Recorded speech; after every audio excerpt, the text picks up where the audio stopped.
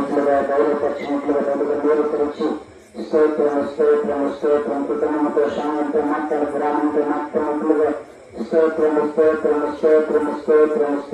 హల్లెలూయా హల్లెలూయా హల్లెలూయా హల్లెలూయా ప్రేమించదం అధికముగా ఆరాధించం ఆసక్తితో ప్రేమించదం అధికముగా ఆరాధించం ఆసక్తితో పూర్ణ మనసుతో ఆరాధించం పూర్ణ మనసుతో ప్రేమించదం పూర్ణ మనసుతో ఆరాధించం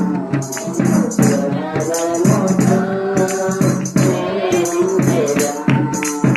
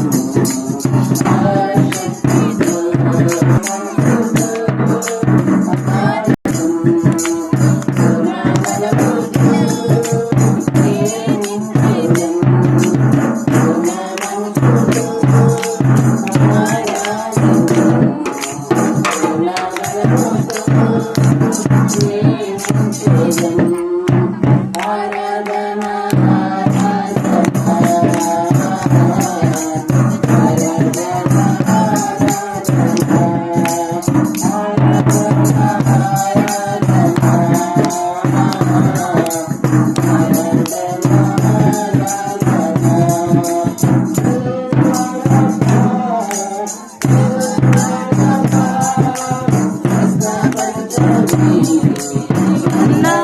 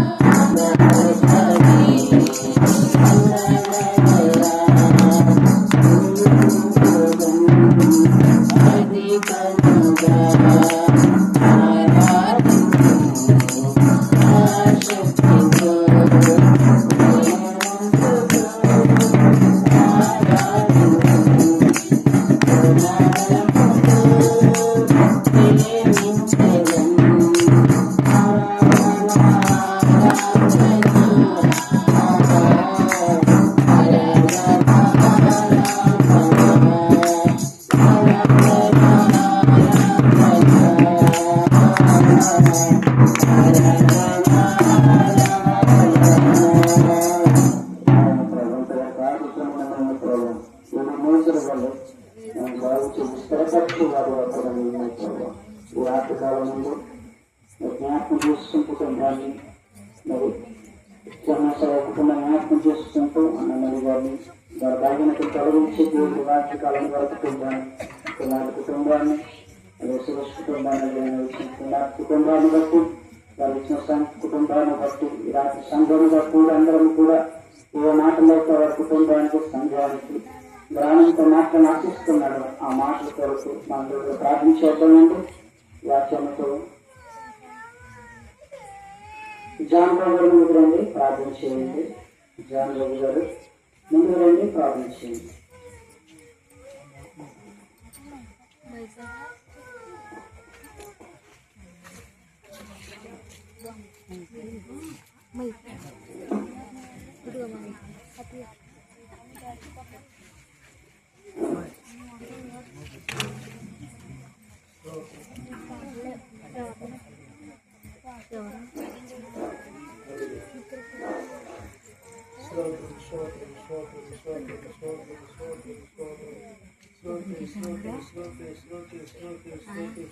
పరిశుద్ధుడైన ఆయన నీకు వందనాలు ప్రభా. పరిశుద్ధ పరలోకంలో నా తండ్రి ప్రభా, నీ నామం పరిశుద్ధపడింది కాక, నీ రాజ్యం వచ్చింది కాక నా తండ్రి ప్రభా. పరలోక మందు మీ చిత్తం నెరవేరంటే భూలోక మందు కూడా ఈ చిత్తం నెరవేర్చిన ఆయన తండ్రి నీకు వందనాలు ప్రభా. అలాగే నా తండ్రి మీ బిడ్డగా మమ్మల్ని అందరినీ మీరు బలపరచండి, దీవించిన ఆశీర్వదించిన ఆయన. అలాగే నా తండ్రి ప్రభా, మా దైశాఖని కూడా మీరు బలపరచున్నాయా, దీవించిన ఆశీర్వదించిన ఆయన తండ్రి నీకు వందనాలు ప్రభా. అలాగే నా తండ్రి పూర్తి చేసుకున్నారు నా తండ్రి ప్రభా. మీకు తెలిసిన తండ్రి ప్రభా తండ్రి స్తోత్రం నాయన, స్తోత్రం పరిశుద్ధులా నాయన ప్రభా. ప్రతి ఒక్కరిని మీరు జ్ఞాపకం చేసుకోండి ప్రభా. అలాగే నా తండ్రి ప్రభా, మీ బిడ్డల వల్ల మమ్మల్ని అందరినీ కూడా మేము కూడా వచ్చి బలపరిచినందుకు మీకు వందనాలు స్తోత్రాలు చెల్లించుకున్నాం తండ్రి ప్రభా. మమ్మల్ని బలపరిచినాయా, దీవించండి, ఆశీర్వదించండి నాయన తండ్రి నీకు వందనాలు తండ్రి ప్రభా. అలాగే సురేష్ కుటుంబాన్ని ప్రభా, సింహాచలం కుటుంబాన్ని కూడా మీరు బలపరిచినాయా, దీవించండి, ఆశీర్వదించండి నాయన తండ్రి. నా ప్రభా నీకు వందనాలు చెల్లించుకున్నాం తండ్రి. ప్రతి ఒక్కరిని కూడా మీరు జ్ఞాపకం చేసుకోండి ప్రభా, నీకు వందనాలు తండ్రి. పరిశుద్ధురా దయగల ప్రభా నీకు వందనాలు తండ్రి ప్రభా. ఇక్కడ వచ్చిన పిల్లలందరినీ దీవించడయా, ఆశీర్వదించడం ఆయన తండ్రి నీకు వందనాలు ప్రభా. అలాగే నా తండ్రి సురేష్ పెట్టిన నా తండ్రి ప్రభా, ఆ ఇచ్చిన పెట్టిన నా తండ్రి ప్రభా. అలాగే స్వప్న కుటుంబాన్ని కూడా మీరు బలపరుస్తున్నాయా, దీవించండి, ఆశీర్వదించండి ఆయన. అలాగే నా తండ్రి ప్రతి ఒక్కరిని మీరు జ్ఞాపకం చేసుకుని బలపరిచి దీవించి ఆశీర్వదించమని ఈ బంగారు పాల్పడి ప్రతిమా పరం తండ్రి.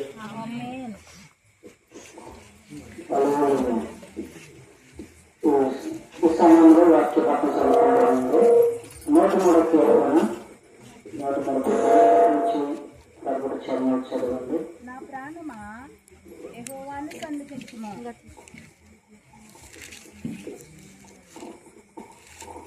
నా ప్రాణమా యెహోవాను సన్నిధించుము.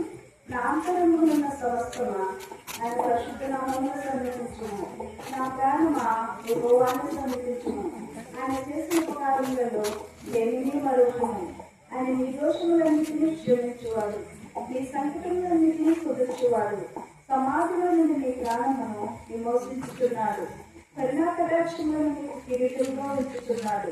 పక్షిరాజు యవ్వనం వలె నీ యవ్వనం కొత్త తగ్గుతున్నట్లు మేలుతో నీ హృదయము తృప్తిపరుచుతున్నాడు. యెహోవా నీతికి జరిగించు బాధింపబడి వారందరికీ న్యాయం తీర్చును. ఆయన మోషేకు తన మార్గంలో తెలియజేసెను. ఇశ్రాయేలు వంశస్థులకు తన క్రియలను కనపరచెను. యెహోవా దయాదాక్షిణ్య పూర్ణుడు, దీర్ఘశాంతుడు, కృపాసంపత్తు గలవాడు. ఆయన ఎల్లప్పుడూ వ్యాసమాడేవాడు కాదు, ఆయన నిత్యము కోపించేవాడు కాదు. మన పాపమును బట్టి మనకు ప్రతికారం చేయలేదు, మన దోషమును బట్టి మనకు ప్రతిఫలం ఇవ్వలేదు. భూమి కంటే ఆకాశం ఎంత ఉన్నతంగా ఉన్నదో ఆయన ఎంత భయభక్తి గలవారు ఎడల ఆయన కృప అంతరికముగా ఉన్నది. కుటుంబ సభ్యులు సాక్ష్యం తెలియజేయండి.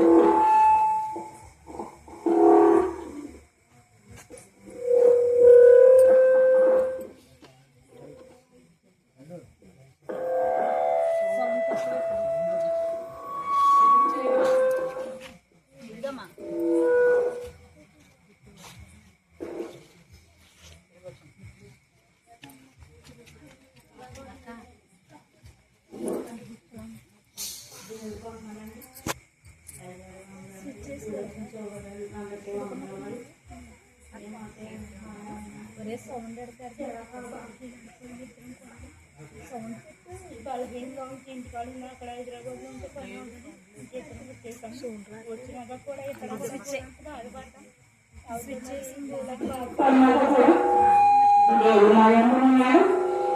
నాకు కూడా మాకు ఎంతో చక్కదిచ్చాడు. తండ్రి ఇద్దరం కూడుకుంటే సాధన పెట్టుకుంటామన్నది. అయితే సమాచారాలతో బాగా ఉన్నారు.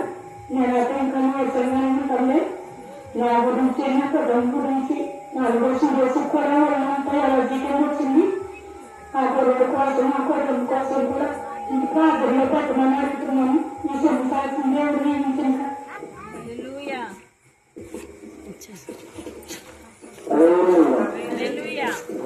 సమస్య కుటుంబం కొరకు ఆనందంగా కొరకు మా సంఘంతా ప్రార్థించడంలో సాయకులుగా ఇది రాకపోయిన దేవుడు కుటుంబానికి మరి అనుసరించిన కూడా వాక్యం ఇందుకు తిరిగి వస్తారండి. తర్వాత దగ్గర కూడా తిరిగి వస్తారు. యోగు గ్రంథము 2వ అధ్యాయము 7వ వచనం. కాబట్టి అపవాది యెహోవా సన్నిధి నుండి బయలు వెళ్ళి అరికాలు మొదలుకుని నడియెత్తు వరకు బాధల గల కురుపులతో యోగును మొత్తెను. అతడు ఒళ్ళు గోపుకొనుటకై చిల్ల పెంకు తీసుకుని బూడిదలో కూర్చుండగా అతని భార్య వచ్చి నీవింకను యథార్థతను వదలకుందువా, దేవుని దూషించి మరణం కమ్మనెను. మహోన్నతుడా సర్వశక్తి మంత్రుల ప్రభు మమ్మల్ని నుంచి ఈ రాత్రి కర్మందు ప్రభు నాయన చిన్న సమస్యలు జరుపుతుందని ప్రేమించి భార్యను ప్రభాన్న మళ్ళీ గారిని కృష్ణ కుమార్ సురేష్ కుటుంబాన్ని బట్టి కృష్ణ కుమార్తె ముందు ప్రభు సభలు జ్ఞాపకం చేసుకుని కుటుంబ సభ్యులుగా సంఘముగా ఈ రాత్రి సాయకునిగా ప్రభు నాయన ప్రకటిస్తుందిగా వాక్యాన్ని అర్థం చేసుకుని దాని ప్రకారంగా ప్రభు వారు ఏ సమస్యల నుంచి బయట తీసుకొచ్చావో ఈ రాత్రి తెలియజేయడానికి ప్రభు చూపించామని వేసానంతా పడుతున్నాను తండ్రి. అయితే దేవుడు యోగు ఎదుర్కొన్న పరీక్షలు అంటే మొదటగా దాంట్లో 4 పరీక్షలు తెలియజేసి తర్వాత యోగుని ఎలా బయట తీసుకొచ్చాడో తెలియజేయడానికి ఈ రాత్రి కొన్ని విషయాలు తెలుసుకుందామండి. మొదటగా యోగు 2 చూసినట్లయితే జాగ్రత్తగా 4వ వచనం చదవండి. దేవదూతలు యెహోవా సన్నిధి నిలుచుటకే వచ్చి మరి యొక్క దినము తటస్థింపగా వారితో కూడా అపవాది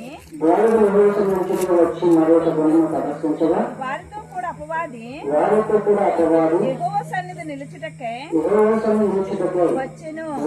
యెహోవా నీవెక్కడి నుండి వచ్చితివని వాని అడగగా అపవాది భూమిలో ఇటు అటు తిరుగులాడుచు అందులో సంచరించుచు వచ్చిందని యెహోవాకు ప్రత్యుత్తరమిచ్చెను. అయితే దేవదూతలు యెహోవా సన్నిధిని నిలుచుటకు వచ్చిన పర్వతములను అంటారు.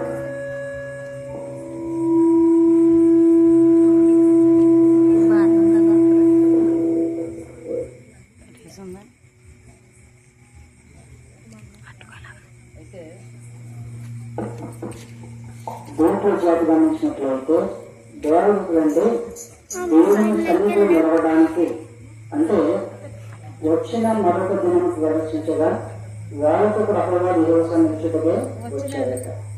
ఇంకా దేవుని సన్నిధి ఎక్కడ ఉంటుందో అపవాది అక్కడ ఉంటాడు. అది యోగ విషయంలో జరుగుతున్నటువంటి సంఘటన. అయితే ఆయన యోగు గారు కొన్ని పరీక్షలు ఎదుర్కొన్నాడు. ఆ పరీక్షల్లోంచి బయట తీసుకొచ్చాడు దేవుడు. అయితే మొదటి పరీక్షలో చూసినట్లయితే దేవుడు అపవాది యెహోవా సన్నిధికి వచ్చాను. 2వ వచనంలో యెహోవా నీవెక్కడి నుండి వచ్చితివని వాని అడగగా అపవాది భూమిలో ఇటువంటి తిరుగులాడుచు అందులో సంచరించు వచ్చిందని యెహోవాకు ప్రత్యుత్తరమిచ్చెను. దేవునికి ఎక్కడికి వచ్చావంటే భూమి మీద అటు ఇటు తిరుగులాడచ్చు దేవుని సన్నిధికి వచ్చాను అంటుంది. అంటే దేవుని సన్నిధి అడిగే వారిని అపవాది వచ్చుకోలేదు. లేక వాటి బాగుపడడం ఇష్టం ఉండదు. అయితే ఈ 3వ వచనంలో అందుకు అందుకు యెహోవా నీవు నా సేవకుడైన నీవు నా సేవకుడైన యోబు సంగతి ఆలోచించుతువా, యోబు సంగతి ఆలోచించుదుగా, అతడు యథార్థవర్తనుడును అది యథార్థవంతుడును న్యాయవంతుడునై న్యాయవంతుడును దేవుని యందు భయభక్తులు కలిగి దేవుని యందు భయభక్తులలో చెడుతనమును విసర్జించిన వాడు చెడుతనమును విసర్జించిన వాడు. యోబు సేవకు నా సేవకుడు చూసామని అడుగుతున్నాడు సైతాన్ని దేవుడు. నా సేవకుడు అంత యథార్థవంతుడు, సత్యవంతుడు, చెడుతనానికి దూరం ఉండేవాడు, వీటన్నిటిని కూడా ఆలోచించావా సైతాను అని చెప్పి యోబు గురించి సాక్షి ఇస్తున్నాడు దేవుడు. అంటే భూమి మీద అటువంటి వాడు ఎవడనో లేడు అంటున్నాడు. యోబు లాంటి వాడు భూమి మీద ఎవరు లేరు, అటువంటి వాడు లేడు కనుక సైతాన్ని ఆలోచిస్తున్నారా అని చెప్పి యోబు ద్వారా ఈ రాత్రికాలం తెలుసుకుంటున్నాం. నిష్కారణంగా అతనికి పాడు చేతకు నీవు నన్ను ప్రేరేపించినను నువ్వు నన్ను ప్రేరేపించిన అతడు ఇంకను అతడు ఇంకను తన యథార్థతను వదలక తన యథార్థ నిలకడగా ఉన్నాడనగా నిలకడగా ఉన్నాడనగా అపవాది అపవాది చర్మం కాపాడుకున్నటకే చర్మమును కాపాడుకున్నట్టుకు చర్మమును చర్మమును తన ప్రాణం కాపాడుకున్నటకే తన ప్రాణమును కాపాడుకున్నట్టుకు తనకు కలిగినది యావత్తును తనకు కలిగిన యావత్తును నరుడించిన కదా. నరుడించింది కదా అంటున్నాడండి. అయితే నిష్కారణం అతను పాడు చేయడానికి నువ్వు నన్ను ఏమన్నాడంటే నీవు నన్ను ప్రేరేపించినటువంటి కొడుకు అతనికి పాడు చేద్దామని శరీరాన్ని పాడు చేసిన ఒకవేళ అతనికి ఏ విధంగా పాడు చేసిన ఆత్మను మాత్రము పాడు చేయదంటున్నాడు దేవుడు. ఎందుకంటే అతను యథార్థతను వదలకు నిలకడగా ఉన్నాడు కదా అంటున్నాడు. అంటే యోగు యథార్థంగా నిలిచాడు దేవుడి సన్నిధిలో, లేక దేవుడి సహవాసంలో యథార్థంగా ఉన్నాడండి. అతను పరీక్షలు అంతా దేవుడు తీసుకెళ్తున్నాడు. అపవాదికి దేవుడి సన్నిధికి యోగుకి మధ్య జరుగుతున్న సంభాషణ. అయితే అతను అపవాది చర్మము కాపాడుకున్నట్టు చర్మమును తన ప్రాణమును కాపాడుకు తనకు కలిగినది యావత్తును నడుచింది కదా అంటున్నాడు. ఎందుకంటే మానవుడు ఇస్తాడు కదా అని చెప్తున్నాడు. అయితే కింద వర్షం ఇంకొకసారి నీవు చెయ్యి చాపి చెయ్యి చాపి అతని ఎముకను అతని దేహమును మొత్తిన ఎడల అతడి నీ ముఖము ఎదుటనే నిన్ను దూషించి నిన్ను విడిచిపోవును నేను అంటున్నాడు. అంటే అతన్ని చేయి చాపి ఎముకలను దేహమును ముట్టితే అతని విడిచిపెడతాడు కదా అంటున్నాడు. ఎవరు? సైతాను. అపవాది దేవునితో చెలగాటమాడుతున్నాడు, లేక ఆయనతో మాట్లాడుతున్నాడు. అంటే యోగుని పరీక్ష పెడుతున్నాడు దేవుడు. అక్కడ రెండు తనకు తానుగా పరీక్షించుకుంటున్నాడు.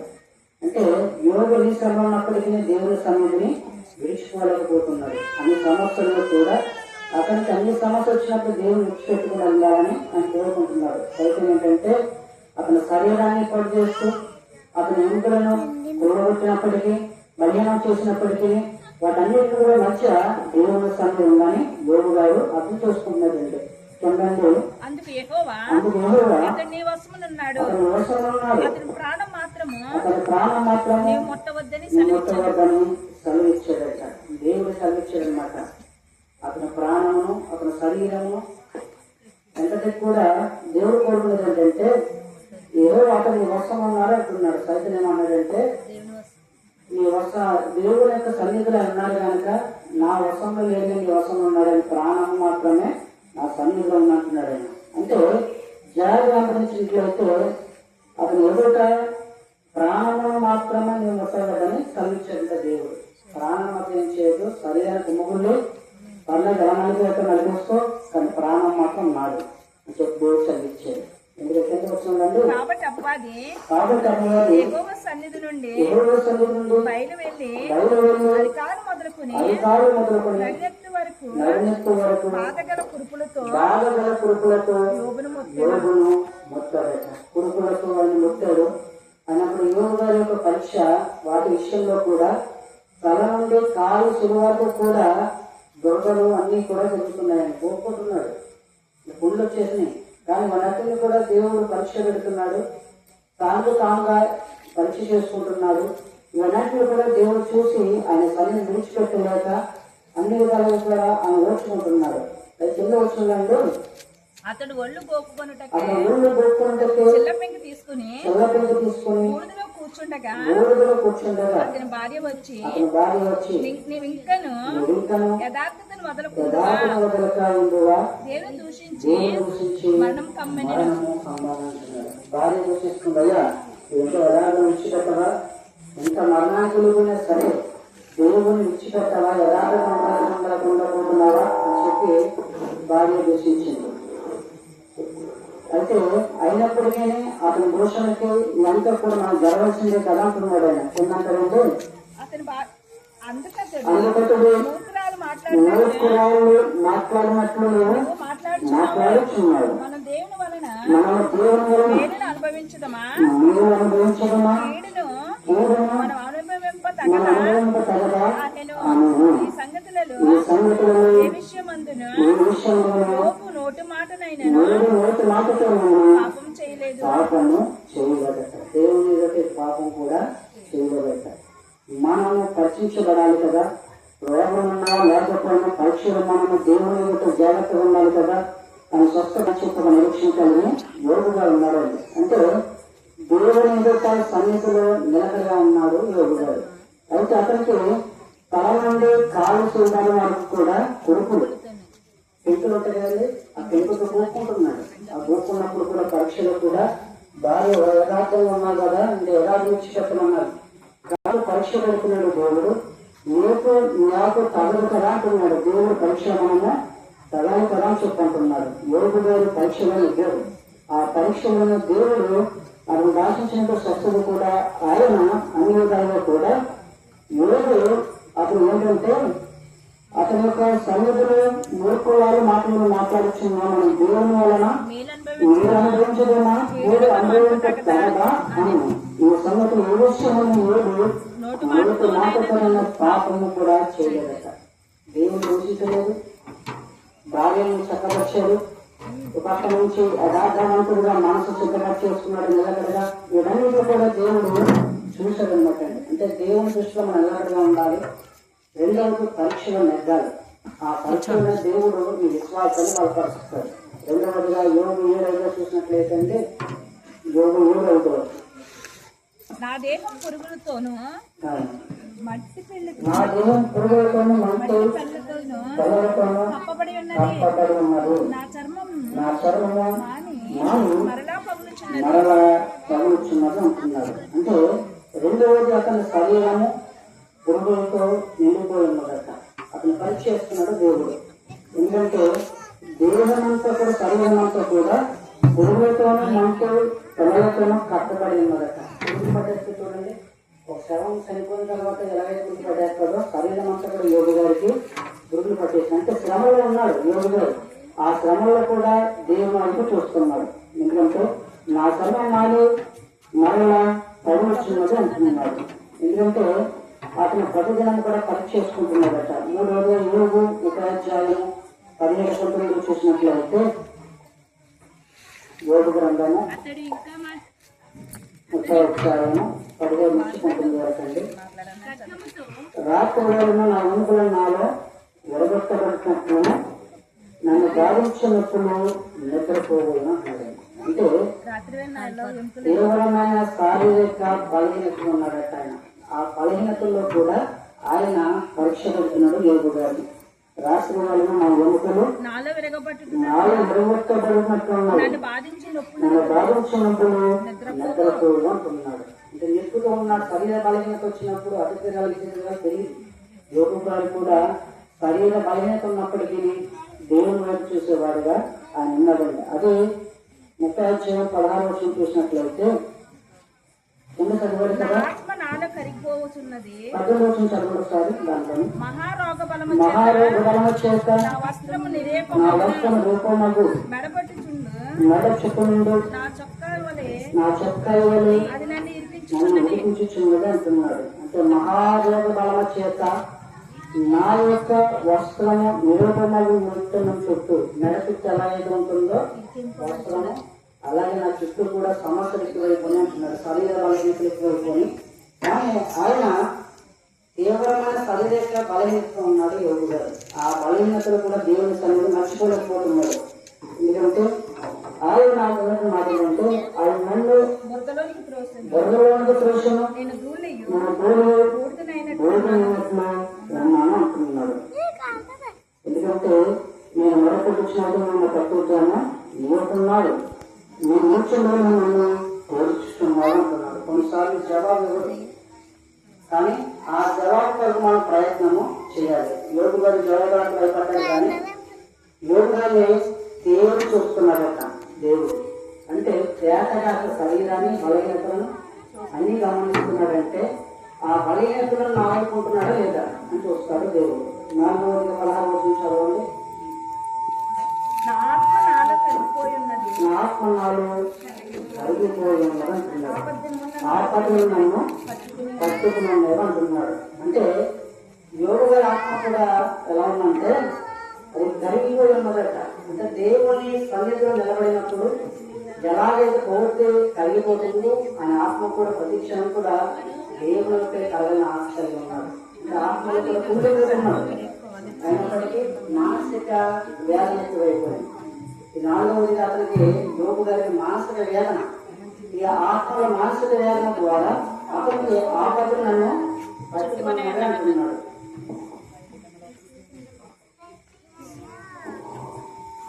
అంటే యోగు గారు మానసిక వేదన ద్వారా పరీక్ష పెట్టాడు దేవుడు. మొదటిగా యోగు ఎదుర్కొన్న పరీక్షలు యోగు రెండేమో తల నుండి కాళ్ళ వరకు కొడుకుల పండుగ కూడా దేవుడు ఏ క్రమంగా ఎలా ఉంటున్నాడు పరీక్ష పెట్టాడు దేవుడు. ఆ పరీక్షలు కూడా పట్టుకుని ఇచ్చాడు దేవుడు. రెండవది యోగు 7 చూసినట్లయితే అతని శరీరము పురుగులతో నిండిపోయిందట. కానీ ఆ సమయంలో కూడా దేవుని సన్నిధిని విడిచిపెట్టలేదు. యోగు 30:17-19 కూడా మూడవదిగా తీవ్రమైన శారీరక బలహీనత ఆయనది. అతని విషయంలో కూడా బలహీనతలో కూడా దేవుడు పరీక్షలు కూడా నింపాడు. 4వదిగా యోగు 36 చూసినట్లయితే మానసిక వేదన. అతను శరీరము ఆత్మ కూడా ఎలా పనిచేస్తుంటే స్థితిలో కూడా అతని లోపల విడిచిపెట్టుకోవడం అనుకున్నప్పటికీ ఆపదలో మనం పట్టుకుని ఉన్నారు అంటున్నాడు. నేను ఆపదలో ఉన్నాను, ఎలా ఏం చేయడం కాబట్టి నన్ను పట్టుకుని ట్వీట్ చేసుకుని ఆపదనాలని చెప్పి అతను అంటున్నాను వేదన చెందాడు. ఆ సమయంలో కూడా దేవుడు ఎదుర్కొన్నాడు. అంటే రెండవదిగా యెషయా గ్రంథం 61:1 చూసినట్లయితే ప్రభువు యెహోవా ఆత్మ నా మీదకు వచ్చి ఉన్నది, దీనులకు సువర్తమానం ప్రకటించుటకు యెహోవా నన్ను అభిషేకించెను. నలిగిన హృదయం గల వారిని దృఢపరచుటకు,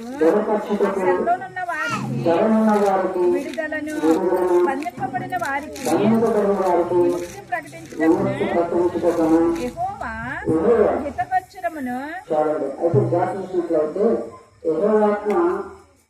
ప్రవక్త వీరాల్సిన ఆత్మ ద్వారా ప్రజలు కూడా ఆయన నలిగిన ప్రాణమును ఉద్యోగింపచేస్తాడట. అంటే యోగు గారు నలిగిపోయి ఉన్నాడు సమస్యలన్నింటిలో కూడా, కానీ నలిగిపోయిన చోటే ఉద్యోగం తెచ్చాడు. అంటే దేవుడు ఈ యెషయా ప్రవక్త గారి యోగు గారికి ఒక పరీక్ష ఏంటంటే ఆయన సువార్త ప్రయాణంలో కూడా నలిగిపోయాడు. దేవుడు అభిషేకించాడు. ఆ అభిషేకాన్ని పక్కన పెట్టకుండా వాదాన్ని సిద్ధపడ్డాడు. అంటే వాటన్నిటిని కూడా దేవుడు ఆత్మ దేవుడు సువార్త ప్రకటించడం దేవుడు అభిషేకించను, నలుగురు హృదయం గలవారిని దృఢపరచటకు సరళమైన వారికి విడుదల ప్రకటించాడు. అంటే చరంలో సమస్యల్లో ఉన్న వారికి విడుదల చేయడానికి సహాయం చేశాడు. ఎందుకంటే ఎవరైతే నలిగిపోయిన ప్రాణంతో ఉంటారో వారు ఏం చేస్తారో దేవుడు బంధ కల్పిస్తాడు. నలిగిపోయిన వారిని చూస్తాడు. దేవుడు చూసినప్పుడే మనం సువార్త ప్రకటిస్తున్నది విని దాన్ని గ్రహించి దాని ప్రకారం జీవించినప్పుడు బంధకాలు పెంచబడతాయి.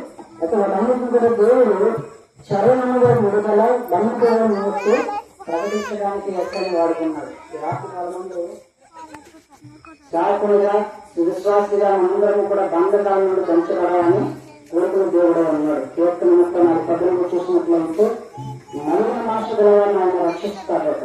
ఏం చేస్తాడండి? నలుగురు మనసును రక్షించేవాడు. యోగున ఎన్ని విధాలుగా నలిగిపోయి అంటే భార్య సమస్యలు నలిగిపోయాడు, స్నేహితుల మధ్య నలిగిపోయాడు, కుమార్తె కుటుంబం మధ్య నలిగిపోయాడు. వీటన్నిటిని నలిగిపోయినప్పటికీ దేవుడు యోగం చూసేవాడంటే అతను యథార్థవంతుల నుంచి దేవుడు దృష్టిలో పడ్డాడు. మనం కూడా యథార్థవంతుల దేవుడు దృష్టిలో పడితే నలుగుతున్న మనసు కూడా ఆయన ఏం చేస్తారట, రక్షిస్తారట. నలుగురు ఆలోచన ప్రభు విడుదల ఇవ్వాలని ఆయన కోరుకుంటారట. ఎప్పుడు విడుదల ఇద్దామా చూస్తారట. మనం కూడా విడుదల దొరుకుతుందా చూస్తూ ఉంటాం, ఎక్కువ సమయం దొరుకుతుందా చూస్తూ ఉంటాం బలహీనతల నుంచి. కానీ దేవుడు కూడా అదే చూస్తాడట. జరుగుతపడినప్పుడు, బలం ఉన్నప్పుడు, కొంతమంది బాగున్నప్పుడు వస్తారు కానీ బాగున్నప్పుడు కొంతమంది రాలేదు. కానీ బాగున్నప్పుడు మనం వెళ్ళాలి. కానీ కొన్నిసార్లు అడిగిన పరిస్థితులు కూడా పెద్దవారుగా చిన్నవారుగా ప్రార్థన మాత్రము మానకూడదు. ఎందుకంటే వారితో మనం చేయాలి, విడుదల చేయాలి, ప్రార్థన చేయాలి. ప్రార్థన చేసిన శక్తి మనలోకి వస్తుంది అనమాట. కీర్తన 50:22 అంటాడు. 50:22 నీ భారం యెహోవా మీద మోపుము, ఆయన నిన్ను ఆదుకును. నీతిమంతులను ఆయన ఎన్నడూ కదలనీయుడు.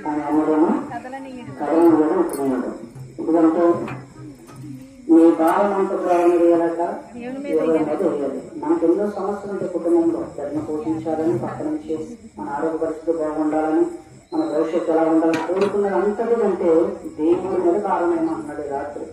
ఎవరైతే దేవుడి భారం